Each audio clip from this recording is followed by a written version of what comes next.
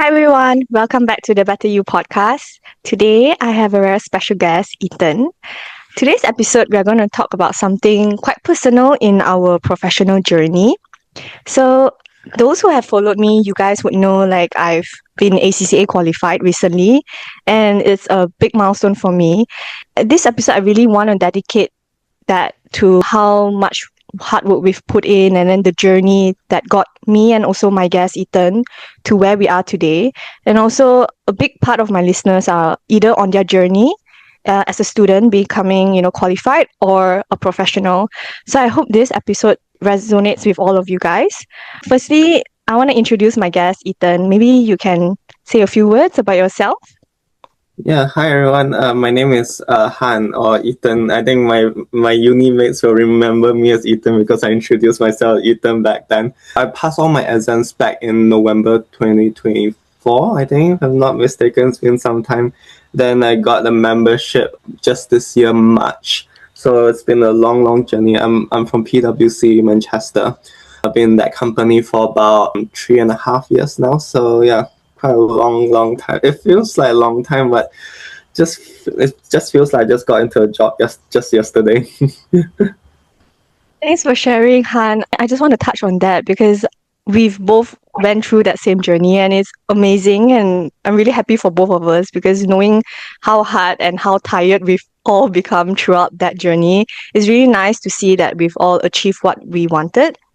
And I think for our listeners, just a background, Han actually did something different from what I did. So he did ICAW, whereas I did ACCA. And that's why I wanted to do also this episode to share some light on difference on what those qualifications are and like if you are interested in starting one yourself, this episode could be very helpful for you. Okay, so let's get on with the questions that I would love Han to maybe share from his experience. First one that I have is what made you choose ACA and also known as ICAW? And did you always know you wanted to qualify professionally? Yeah, I think in terms of whether choosing between ICAW or ACCA, I didn't really have that choice because PwC in Manchester, they wanted us all to take ICAW. So I think in terms of the difference, there wouldn't be too much actually. At the end of the day, you're sitting almost the same subjects with both qualifications. And also, did I always know whether I wanted to qualify professionally? I think yes, I think it was always like my first step in my career that I just wanted to get a qualification and then it can open up more doors for me in the future. I know it's always going to be hard work. Try to get mentally prepared for it, but yeah, it's quite a lot of hard work to pass through all the hurdles. But once you pass it, I think it's a good reward for you at the end. Mm, Thanks for sharing. And maybe I can also put some inputs on this from an ACCA perspective. I think similar to Han's case, like I didn't really have a choice. So I was previously working at Video UK. Surprisingly, everyone in the company, this is what I've heard, is doing ACA. But like for my department itself, we were chosen to do ACCA. The reason behind it, I'm not too sure, but I do know that ACA is more tailored to auditors. Correct me if I'm wrong, Han. Yeah, that's what I've heard. So I wasn't an auditor, so it kind of makes sense in some way. And did I always know I wanted to qualify? Like, okay, so this one is quite interesting because I never thought I would be an accountant. Like, true, because like I studied economics at university, and yeah, I mean, God has a way in doing all this. And then it was during COVID, and then I got a job at BDUK. I was like, why not? It's a good investment for myself professionally, and like how Han mentioned, it does open doors in the future. So I thought, why not having something extra on my CV? That's how I got to this path. Next question. Before starting, what do you think the journey would be like and how different was the reality? I think this one will be quite Yeah, interesting to know. I think I didn't really have an expectation, I think, because when I first joined the firm, they told us, oh, you could have a few pathways in our firm, whereby like, you can either take the work and study pathway, or just study first pathway. So work and study is you study along with work, and then you take fewer exams, but they're spread out over a longer period of time. Whereas study first, you are going to do 12 modules within 6 months. It's very, very intense session, but the perks of it is you get to fully focus on your study and you don't need to worry about work at all. And then personally for me, I thought to myself, I think I can't focus on like too many things at one time. So I decided, okay, I'm going for study first. And then I thought to myself, okay, it should be very, very intense, but at least I know at the end of the day, after that 6 months, if I do pass all of them, it will be a much smoother ride later. During my work, I can just fully focus on work. When I went through it, I did feel like it was very intense. Like it's basically, I don't know, back to I think Malaysians will know this when we did our SPM or like our A level or O levels. I think it's that intensity whereby you have to focus on so many subjects at the same time. Or in this case, I have to focus on, there were so many chapters in one particular module and you have to remember so many things at one time. So yeah, if it was quite intense for me during the first 6 months. It was something I expected, but still, like even if you expect it, sometimes you're still not prepared for how intense it is.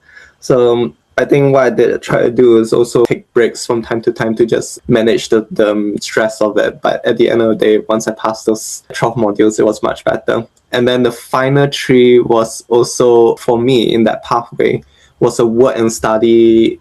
Even though I did the first 12 modules just studying, the final 3 will be work and study. I think that was the most intense part of my life, and I didn't expect that to be that intense for the final 3, and it was even more difficult, and I was trying to juggle between my various roles at that time. So I think one thing that I tried to do was speak to my parents or to my loved ones as much as possible, so to just get a bit of emotional support to go through that period. But I think once that period has ended, I think it's quite a sweet feeling. I think that you have overcome all the exams in the pathway. Mm, okay, that's really interesting to hear. I have a few points that I want to touch on. You made a really good point about the emotional part about asking for support. I think that was something like when we caught up, because me and Han, we were housemates, and then every year we would do like a housemate reunion call.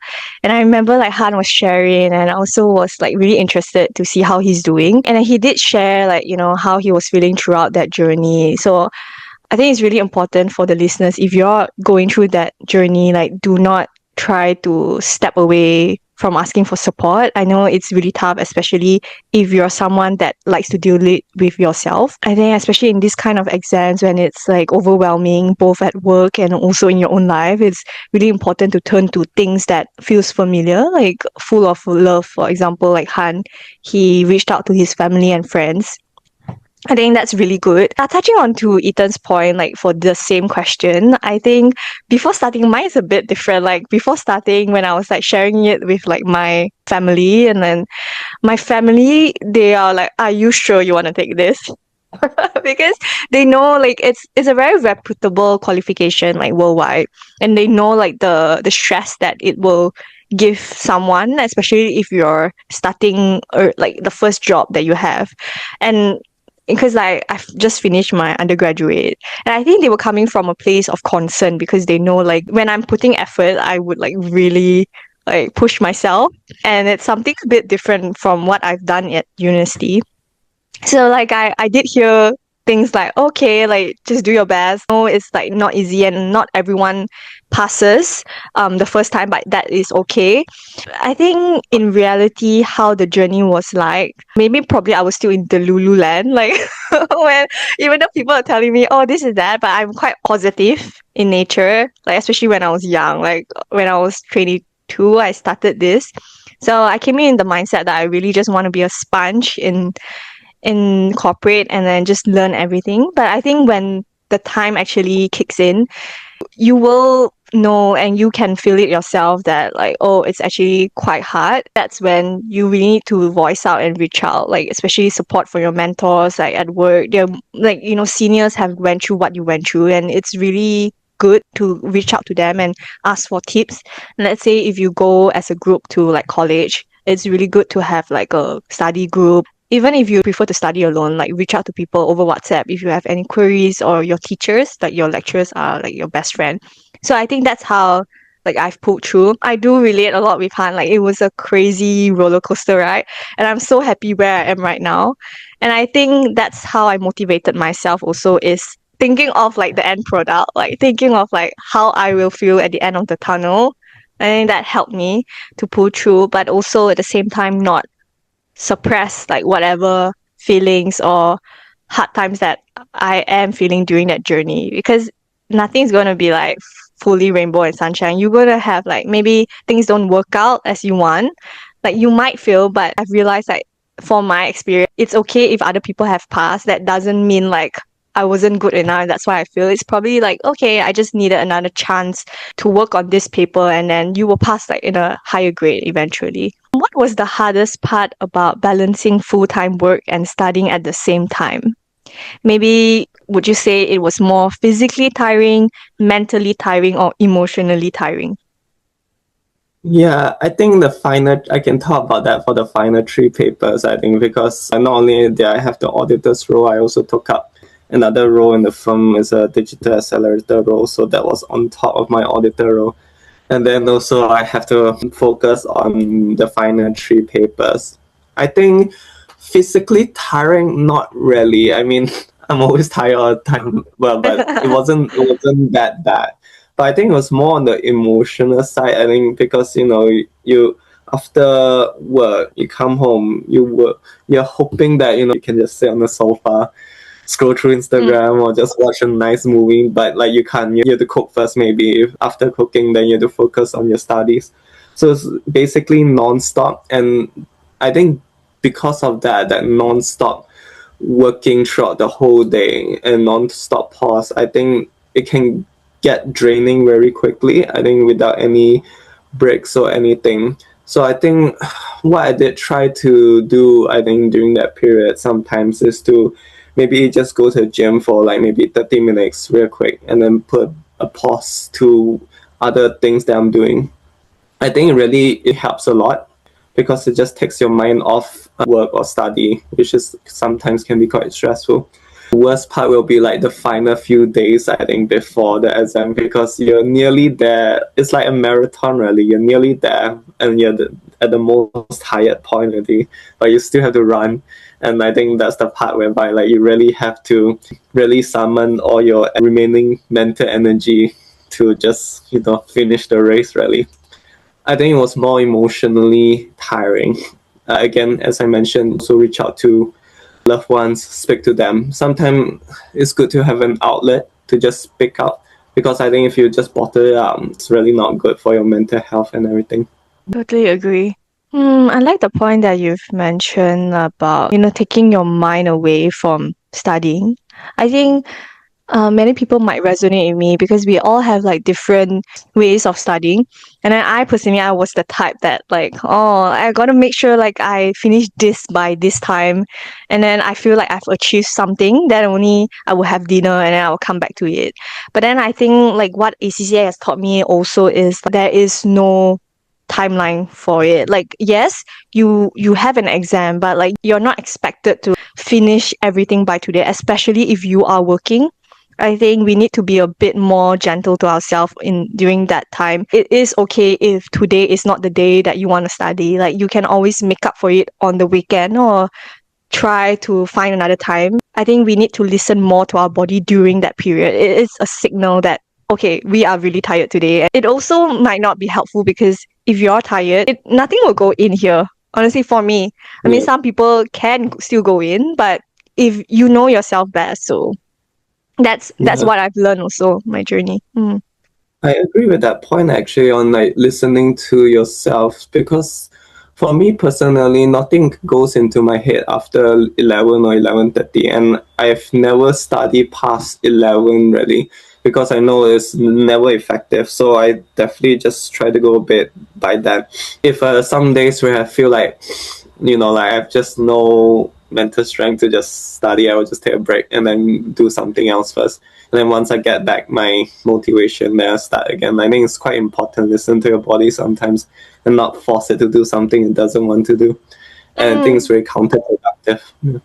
Yeah, I agree. And also, I think I want to touch on like because we were both and a lot of people were living alone like during our professional journey, like in terms of this qualification.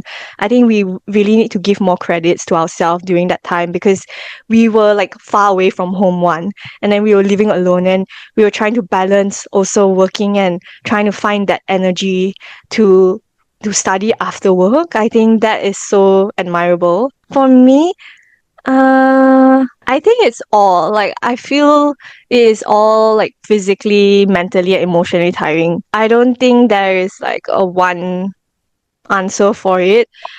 Because for me, physically tiring would be like traveling to work and then coming back. I'm like so tired. I don't feel motivated to study. Mentally and emotionally, yeah, I was going through a rough time in my life. Mentally, also, it's like, oh, seeing numbers already all day and then you're expecting me to see more numbers at night. No, that's not me. So what I do usually is like I would study on the weekend, which not many people are a fan because people prefer to make some time after work so that they can enjoy their weekend with their own plans. But I think this is all like personal basis. Go with what suits you best. So like for me, like I didn't want to stress myself up. So I feel more relaxed like doing it on the weekend. Like maybe after like I cook and stuff, then I will go to a cafe and then I will like sit there or have my alone time. I can focus. Like that's how I felt I could focus best. I think the hardest part about balancing is definitely, from what I recall, it was like the work aspect. Like it was something new to me because I didn't fully learn it at university, and then my first year it wasn't like the best. I was trying to live up to many expectations at work and trying to perform my best.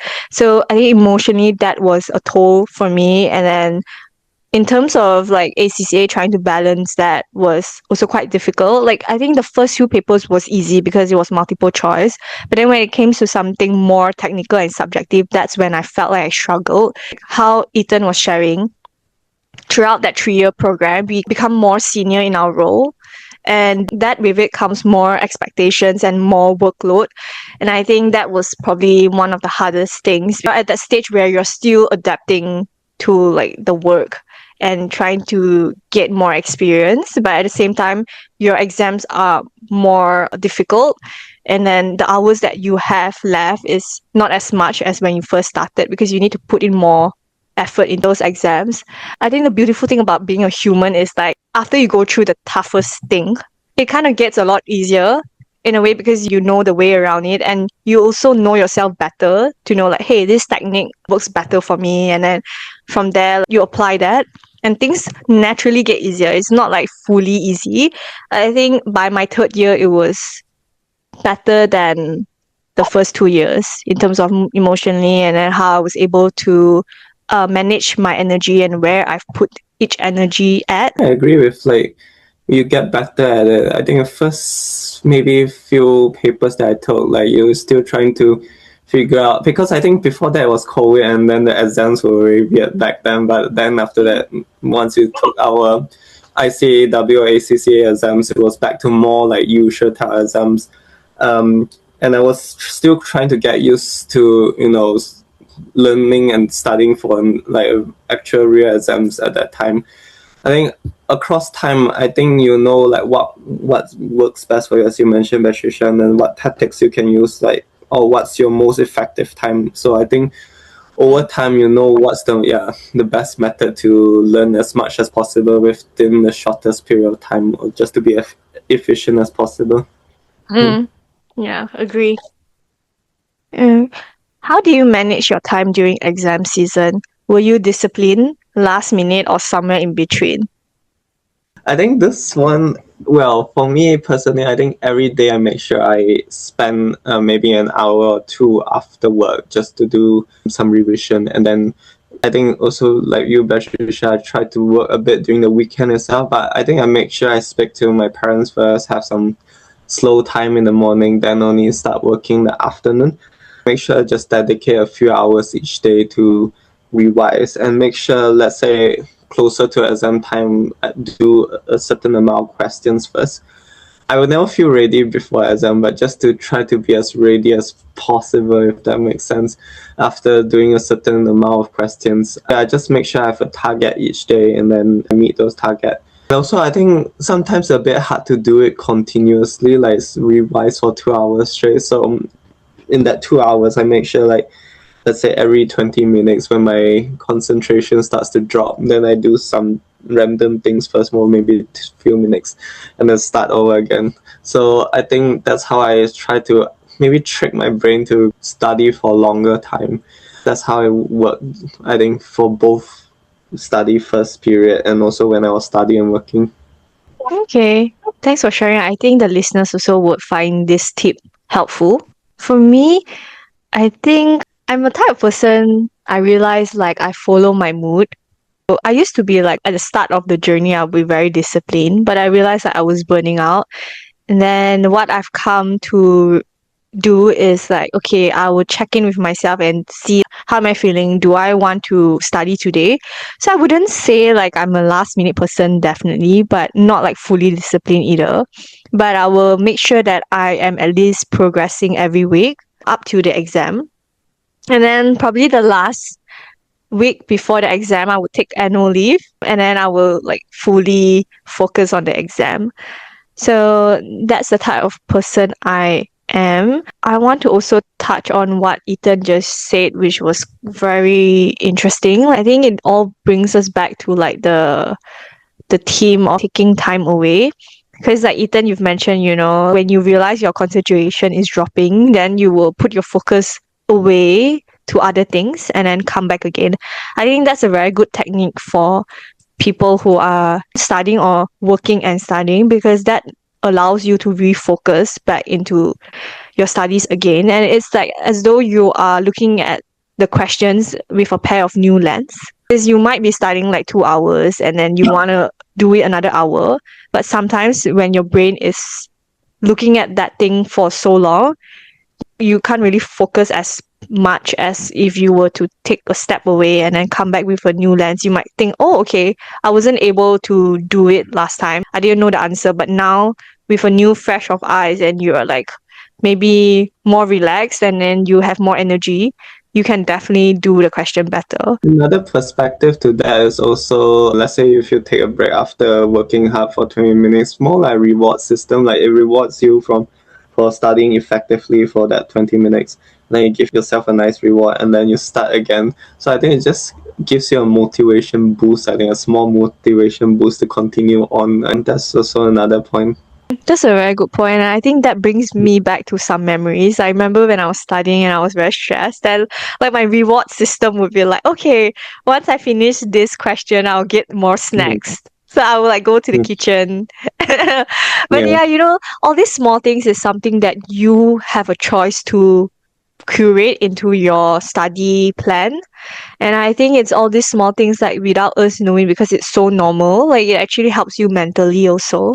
Probably something that you can take away from today, like have a think about like how you've been studying and like where else can you improve if you want to be healthier to yourself or more gentle. And also another point before we move on, I had a chat with Ethan before because I think I was still going through my exam season when he was like almost done, and I was just like asking him, oh, how do you usually study? And I think Ethan brought a good tip. It's always just question practice. And it's not just Ethan, it's also like everyone you meet who did this paper, like your seniors or anyone online. If you were to search up, people will always say question practice. I think that is really the key, and that helped me also. The struggle that we face is finding the time to do all the questions. You can never finish all the questions and you'll never be able to understand 100% what that module is about. But as long as you already understand most of the concept, I think that's good enough, really. And also, like touching on that point, there are many questions that are quite similar. If you are short in time, you just select like from each topic, each difficulty level for that same kind of question. And then once you get a hand of the most difficult one, you are able to tackle like the others. Yeah, I think it's just more of like you being strategic on like how you can make use of the time that you have. Was there ever a moment where you felt like giving up? Okay, we're going a bit deep. I think I think personally, yeah, as I'm kept mentioning, the final three were the toughest part of like the whole professional journey. As I had to juggle work and study, and I didn't feel like I want to give up. I just wanted to like, I don't know, like there's a lot of bottled up emotion because again, as Patricia and I have experienced, we're living alone and there's very few people we can talk to. I'm living in the studio, there's no one I can talk to. So the only people that I have contact with is my colleagues when I go to class with.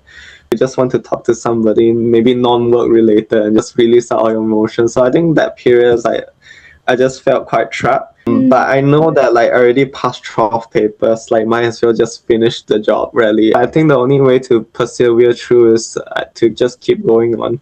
And I'm not gonna lie, during that period I also did cry at one point because like it was just too much at one point. Well, my parents reacted like differently. They told me to stop crying, but it's a very Asian parent thing. For me personally, I had to cry that day because I just needed to just release all my emotion out, and I felt much better after that day when I cried. And then just continue on really, and then I think it was the final part of it, the final few days before the exam, and then yeah, just pass it after that, and then I think those tears were worth it, I guess. Thank you for, sharing this today. I respect people, I mean, especially men who are able to show their emotions. And I think, especially if you're doing it for yourself, I don't think there's anything embarrassing about that. Because, like you say, like once you've let it out, it actually felt better. And that was probably like the last straw for you. Can you imagine if you didn't do that? It probably like would have turned out another way, which I'm so proud of you, I'm just gonna say. My parents were concerned about my state and then were quite worried. And so their reaction was to tell me to stop crying. But I think I can see from their point also, they were very worried and they were asking me like, oh, do you want to go back home first? I was like, no, like I just have a few more days and then I'll get through this. So yeah, I see from my parents' point of view also that they were also very caring at that time, just trying to find the best way in terms of getting me out of that situation. It's just a very normal like thing in life really. You go through these stages, you just need to process it at that time, and one way to process it is just to let it out and then move on really. Yeah, I think that's very brave of you because a lot of people might do it the other way where they just keep suppressing and then try to distract themselves with work, for example, to suppress like their how overwhelmed they feel from studies. That might turn out like not too good because at the end of the day you might feel so overwhelmed that you kind of just break down at one point. So like yeah, I'm proud of you, and I'm sure like this journey really did shape you. Probably not a journey that we want to go through again. Like, but, yeah. Definitely not. Okay. For me, was there a moment where I felt giving up? Like, definitely a lot of times. I think now I can be smiling saying this, but I remember when I was in that time, like, it was really scary and dark. How I thought about like that was, will ACCA really benefit me in the future? Is this something that I want to go through more like in the next year or so? But I think thankfully like I did not give up fully because obviously there are moments that where I self-doubted and I kind of questioned my decision whether to go on or not. The beautiful thing about this whole journey is that yeah, it really does shape you and it really does put you through that feeling that you really need to trust yourself more. And I think I've learned more about myself during this journey than I ever did. At the end of the day also, isn't it, like you have overcome all those scary moments, and then at the end of the day you can feel proud that like, oh my gosh, I'm actually quite a strong person. I've like overcome everything.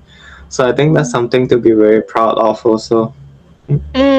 Yeah, I agree, Han. And also, I had the same mindset as you. I guess it's like, for ACCA, we have 13 exams. So I was, let's say, already like 11. And I was like, okay, that's two more. Like, why not? Let's just push myself to do like the last two. I guess it's easier said than done a lot of times. And I feel like a lot of the listeners might feel this way. It does get really overwhelming. So I guess is just to take things one step at a time. The gentle part is to not put too much pressure on yourself. If it goes well, it goes well. If it doesn't, you've done your best, and like the whole world won't end because you've not passed that exam. It's just you need to try again the next 3 months, and that is okay because it's not the end of the world. How do you deal with exam failure or not getting the result you hope for? I'm not sure whether Han, have you ever failed an exam? Because if you've not, then it might not apply to you. I, fortunate enough, haven't failed an exam for ICW, but I failed driving exams. Just passed recently also. Maybe relating to that, I think if you fail, yeah, you get very frustrated. Like you're almost there. Like there was just a few points that you didn't do well, and then that caused you to fail. And then because of that, I think maybe try to fixate on what you didn't do well, and then you get frustrated in that moment. I think like all failure, I think you just take time to process it. It's okay to feel frustrated in the first instance, but then take to reflect, where you could do better in the future. I would just maybe use my driving exam because that's the point that I can maybe try to relate to. I just think what I could have done better, and then next time focus on areas that I can do more practice on. And the second time when I did the exam again, and make sure I don't repeat the same mistake, and then I passed it. It's okay if you're frustrated, but then move on from there. Focus on what you can do, and then the next time that you do, you definitely do better than your first time, and you probably will pass the next time once you focus on improving. Thanks for sharing. I think this question, I can give my inputs because I've actually failed an exam not just once but twice. And I do really want to share this with the listeners, and hopefully it does motivate you and inspire you in some way. I am the proof that you can finish this race. I've dealt with quite a number of exam failures, but I think the most impactful one, and I think that stayed with me, was like the first ever exam that failed for me. It's really hard to accept because like I've always been a straight A student, and actually this is a conversation that I had with another student. She faced like her first ever failure in life, and it was more of like, how does she answer her parents. I think that's what scared her because obviously growing up in an Asian family, that's that kind of like taboo. Like Asian parents have that kind of expectations of you. So yeah, how I've dealt with it is there's many stages I went through. Like the first one is firstly accepting that was the mark. Oh, okay, I failed. Then you have to go through that phase and just let yourself feel the emotions or whatsoever. From there, how I got back up is write down like, what I think I did well and what I think I didn't do well. If I was being completely honest with myself, I didn't fully know everything when I walked into the exam room for that paper that I failed. So what I mean is like I was also playing with luck. When I was preparing the exam, up to that day, I was like, okay, I'm not confident in this, but I really do hope like the ones that I'm confident comes out for exam. And obviously God is amazing. I mean, not so lucky. So at that time, like I got like, oh no, the questions that I didn't like and I wasn't confident in. From there, like I've listed out the things that I felt contributed to me failing. And then what I did next is I spoke to maybe seniors, my teacher. I have like Zoom calls with them just to brush up on those things and ask them for tips and advice, and did more question practice. I think what helped me also is like there was a module, the first one was financial reporting that I failed. And then I went to speak to people that's working in my firm doing that. Sharing this result with your manager is actually really helpful. For example, my manager connected me to someone in the financial reporting team. And then from their point of view, because they do it on a daily basis, they know the technical part of it. And then you can ask them like things that you weren't comfortable in. Like for me, it was like lease liabilities. I was still like getting the double entry was really complex. But then after that, I went in the exam. I was so much more confident because I brushed up with whoever those people were, like watched videos and also did the questions again. And I think I came up with 68%. It was a lot higher than obviously when you failed, right? That was a really good learning curve for me, and also taught me how I can manage failure, like kind of rewired my brain in defining failure. I don't think that was failure itself. It's more like a lesson for me. I think definitely speaking to other people, getting tips from them really helps also. I think again, drawing to my driving experience, I spoke to a lot of people, just understand how they felt, what mistakes they made, and then also try to avoid that in my second try also. People are always very happy to share really at the end of the day, like how they manage to get through certain obstacles, like let's say for exams. So yeah, definitely speaking to as many people as possible, get tips. I think that's a very good suggestion. What came up to my mind is also how you manage your time during exams. I think those tips also I've learned a lot from people who sat the exam and passed like first time, because I realized that what made me fail was that I was struggling with time. We had like three big questions. We had to make sure like the marks obviously were allocated correctly across the time, but at the same time it also boils down to how comfortable you are with the topic, because if you are not confident in that topic, you might spend more time trying to understand the question and trying to come up with an answer. So I guess that goes hand in hand. You might be able to split your time evenly across like whatever marks it has, but like if you're not confident, there is a lower chance of you passing. So I think it's really important to speak to people to really truly understand what you're not sure, and also having that time tip in mind. Which do you think was more important in becoming qualified, motivation or discipline? I think they're both really important and can't do without the other.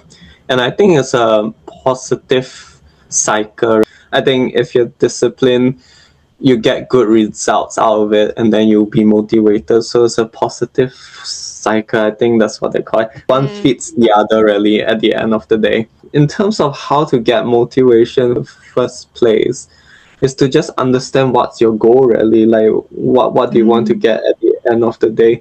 If you don't have a clear goal, you won't have any motivation. For me personally, well, it was quite easy to see what the goal is. Pass it, basically pass all the exams, and definitely you have to suffer a bit first, I would say. It's a quite strong word really. I think yeah, you have to go through tough times really to pass through all the exams. And I think what you need is a goal so that you'll keep you focused. And then once you're disciplined, let's say for each exam that you pass, it's a really good reward and it gets your motivation up. I think another way also to help boost your motivation is sometimes to do other things apart from, let's say, study or work.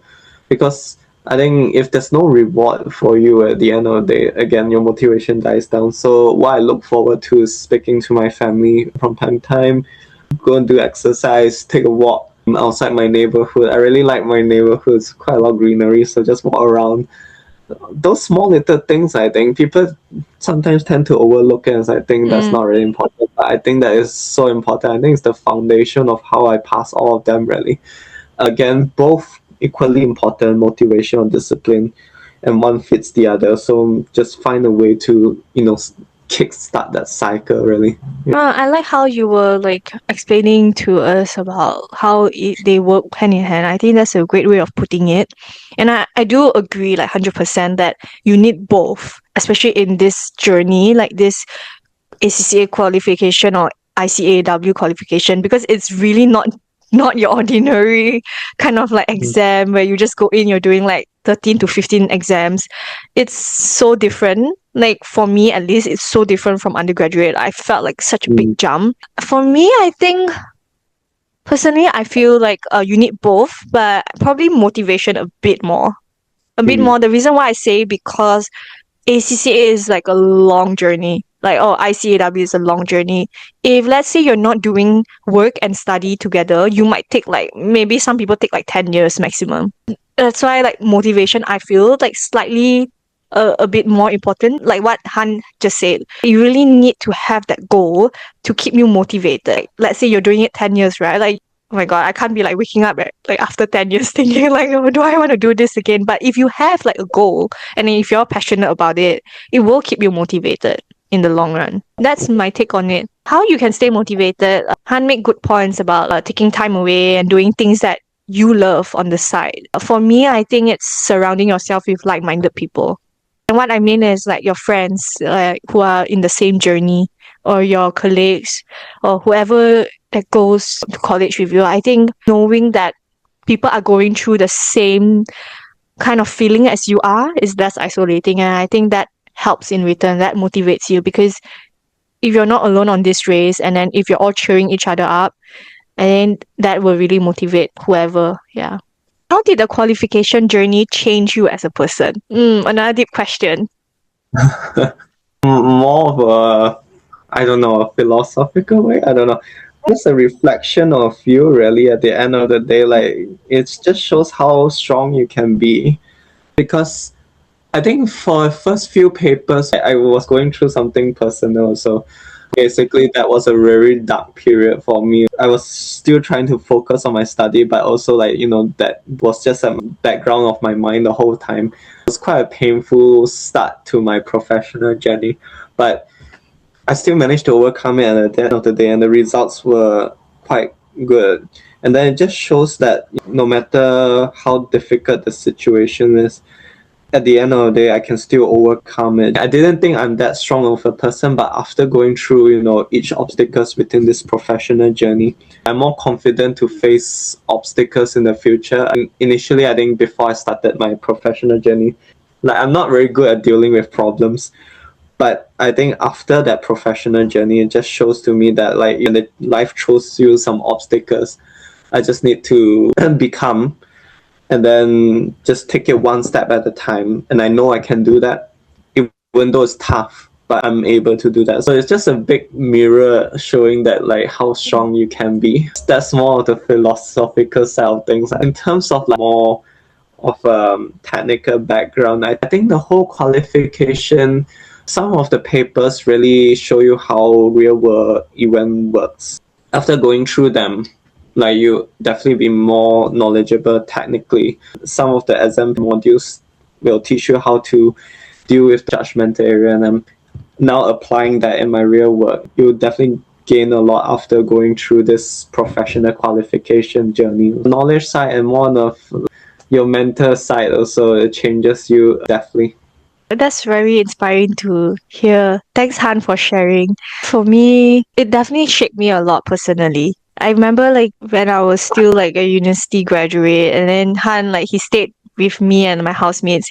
You guys would know, like, I'm very people pleaser, and then very nice girl, and always very hard on myself. I think this journey really taught me to know myself enough, and I think I've come out of that journey as someone who's a lot mature and a lot more confident, more grounded. And that's because, like, I've went through a lot during these 3 years. I never would have imagined that these 3 years would bring me so many emotions. But I'm so proud of myself. I can just name a few things that have shaped me. Is like the first year I wasn't meeting expectations at work.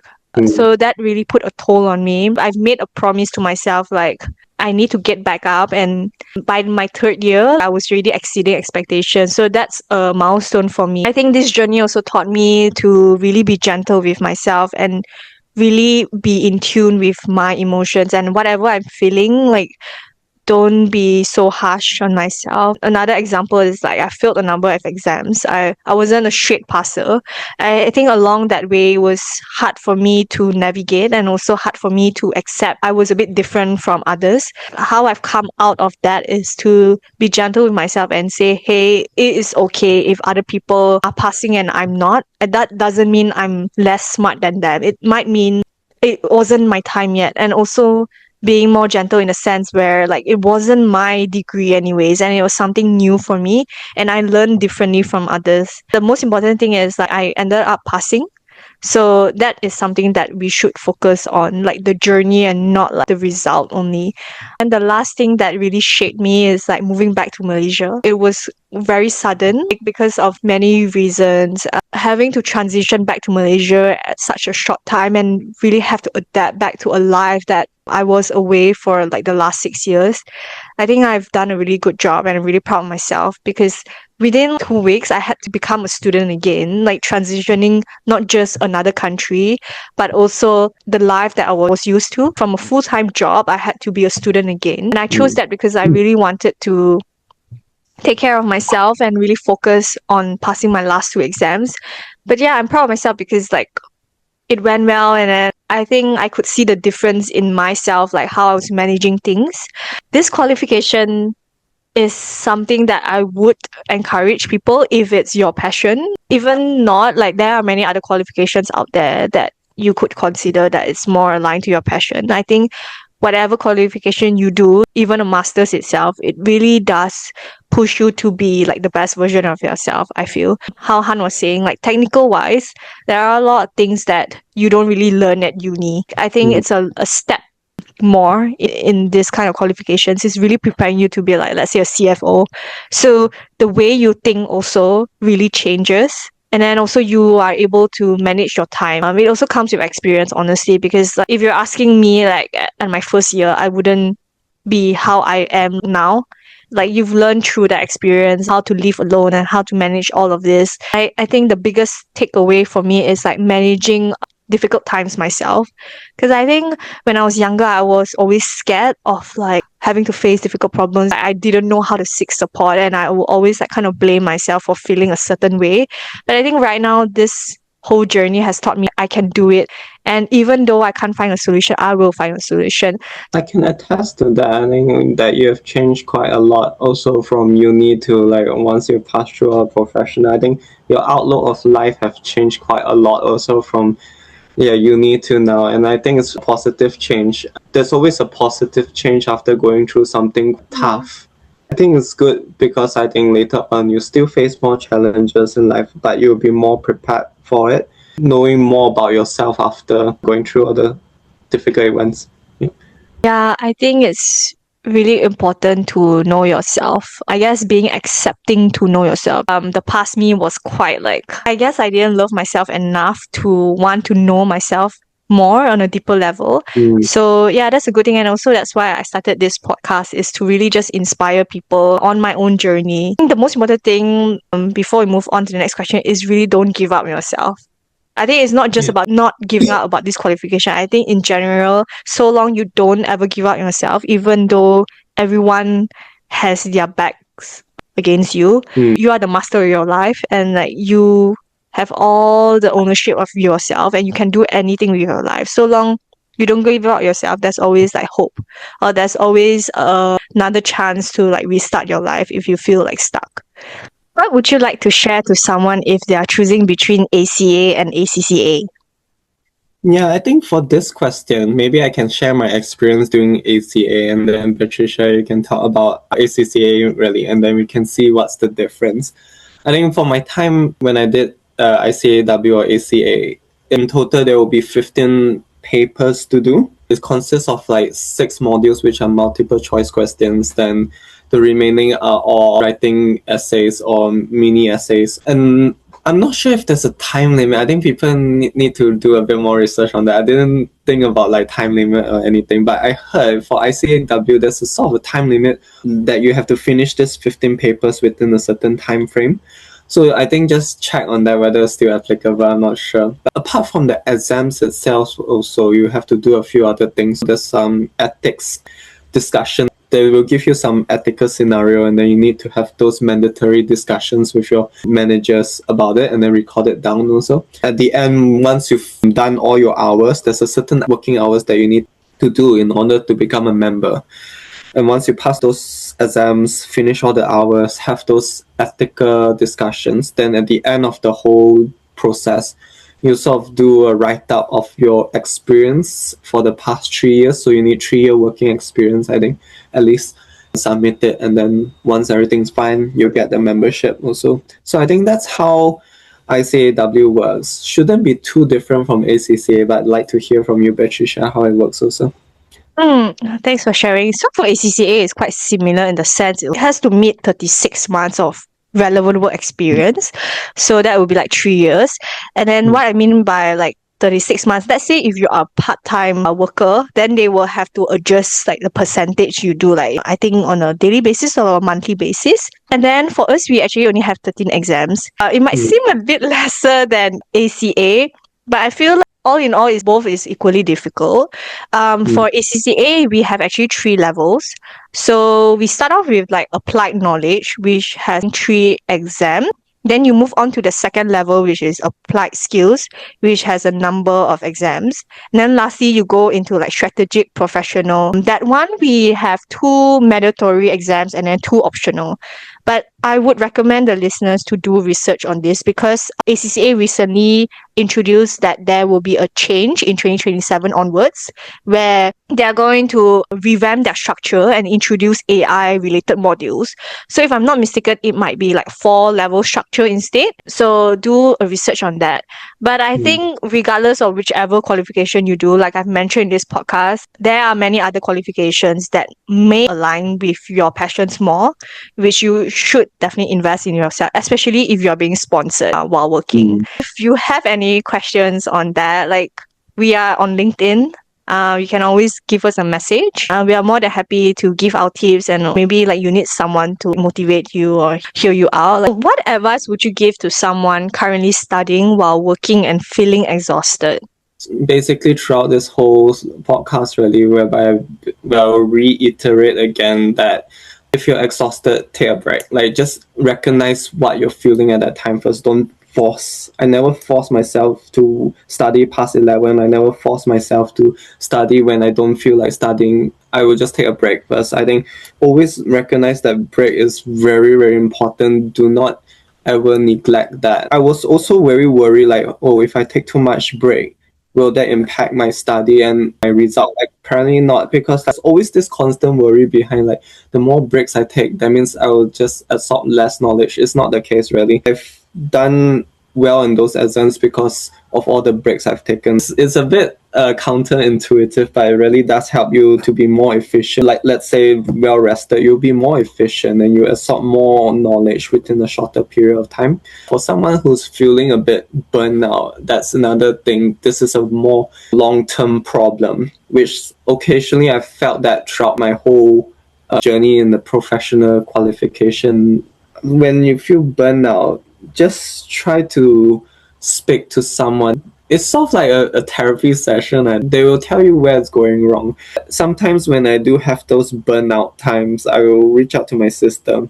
Shout out to my sister. She's very honest, sometimes too honest, but like, I really appreciate her honest feedback sometimes.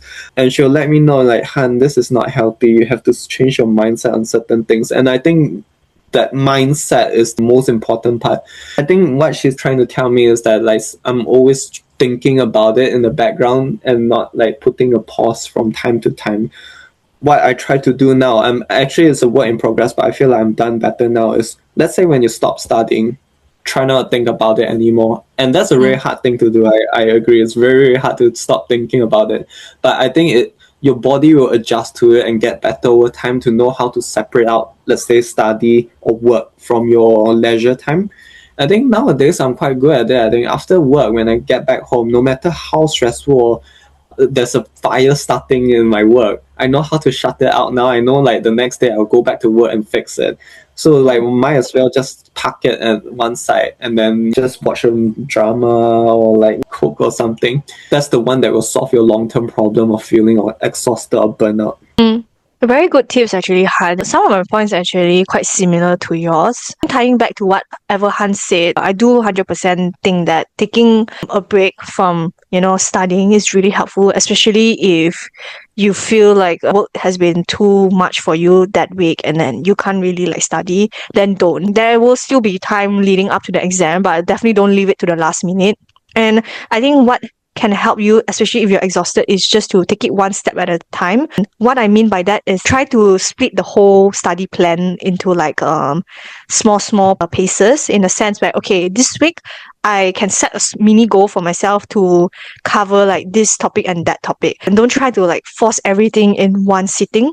And then the next week you can focus on other things. I think that way it also helps your mind to segregate it into like small parts, so that you don't feel overwhelmed, like as though like you need to make sure like you have it all together for all of it by this date. And then I think it depends also like which company you're from, but like from my own experience at BDO, every time we do an exam sitting, we have to do 2 papers. If you are feeling exhausted, maybe it is really a busy period for you. For example, you're an auditor, and then at that set period, right, like you cannot help it. It's out of your control, and you will still need to work. But then you have an exam coming up. Maybe that's something that you can like talk to your manager and see if there's a possibility you can only take one exam for that sitting. Just being honest, like I would love to take the exam, but currently it's taking a mental toll because I'm occupied with work and I do still want to perform. From that point, they will reduce some work on your end.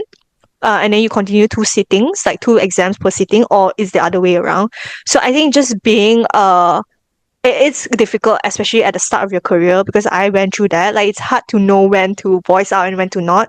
But I think so long you word it in a way where you show them that you genuinely want to do your best in whichever, but it's just that personally you're feeling this way, and I think there will always be people that understand that. Aside, do not keep it into yourself and always try to speak to another person. You can always speak to another senior or someone else that has gone through your journey and see how did they navigate that kind of situation. I agree. I think like speaking to like seniors or managers, and then I think set very clearly, you say like, hey, look, state like the concrete evidence. This is what I need to do for my revision each day, and therefore it'll take a certain number of time. And once they can see concrete proof that this number of hours will be taken away for studying, then they will see how they can set their expectation or change their expectation on what can be done. Yeah, managers do appreciate when you communicate very clearly to them and then work around or provide a solution for them also at the same time, to say, okay, hey, I can do this, but this can maybe delegate it to another person. So it's like all this conversation really make it as clear as possible to them.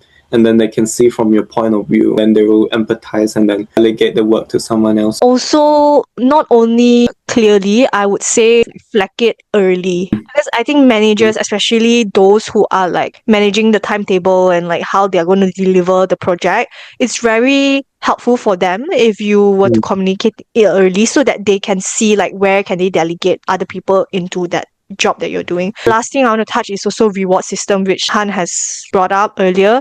I think it's really important, especially like if you are feeling exhausted. Just all these small things that mean maybe nothing on a daily basis, but during this journey, it will be very helpful. If you are keeping yourself in a kind of like a game plan and you're treating yourself to small things when you've done a certain question, I think that can motivate you. Hopefully, you don't feel as burnout as you do. Last but not least, last question that we have is that now that you're qualified, what does success mean to you beyond exams and the qualification title? Oh, this is a very hard one. I think success for a few areas really, like in work itself, when you reach the point where you get to make important decisions in the company, I think that's when I feel like that's a bit of a success point already. Like you're taking part in the discussion to make meaningful decisions for the company itself. On the other side of things also, like you can still juggle your work, your personal life. You're still able to spend quality time with friends and family. That's what I'm trying to aim for also in life really. For me, I think before having the qualification title is always just like, oh, study, work, study, work. But I think right now we have so much more time. And I do resonate with what Han said. Like, success is not just only about like, what we get in our work, but also the amount of time that we have now to enjoy our life and spend with loved ones. If I were to draw like a big circle around success and what it means, part of it is having the time now and like maybe the financial freedom on top of that to spend with loved ones and give back. On a work point of view, success is for me getting more experience and getting more confident in the technical side. Obviously, when you first start out, you're less confident. And with time and with the experience, like that's what success means to me. Being able to make meaningful impact, and then being able to advise people. People come to you because they trust you with that advice. I think that to me is gaining people's trust is success, and also being able to inspire like my juniors and also train them because I know like, okay, they come to me because I'm able to share with them and then train them. And for me, success is more of like a personal level. It has to be impactful. Yeah, I agree. And if people appreciate your advice or opinions, like decisions, I think that's quite a good stage in life, really. You get to inspire people, I agree. And yeah, that's something I'm trying to work on also. And it's a step-by-step process, really. Yeah. Thanks, Han, for making time today. And just a quick one is that Han is still in the UK and I'm in Malaysia. So I really appreciate Han for tuning in into this Zoom session with me and just taking his time out of his busy schedule to have this conversation. I hope you learn a lot today also. And like, how do you think of today's episode? In terms of like what I've learned, I think I get a lot of points from you also from each question. Most importantly, at the end of the day, I feel like you just need to persevere. Going through tough times, it's never going to be easy, really, but you just need to persevere. It's going to be difficult, and then you just need to recognize your emotions along the way. Don't be too hard on yourself also. I think like what Patricia mentioned, once you make a mistake, that's fine. Learn from it, move on, and then you'll find your way to success later on. Likewise, I've also learned a lot from Han, and I think it did bring me down to memory lane. I'm not sure whether it was a good memory lane, but I'm just joking.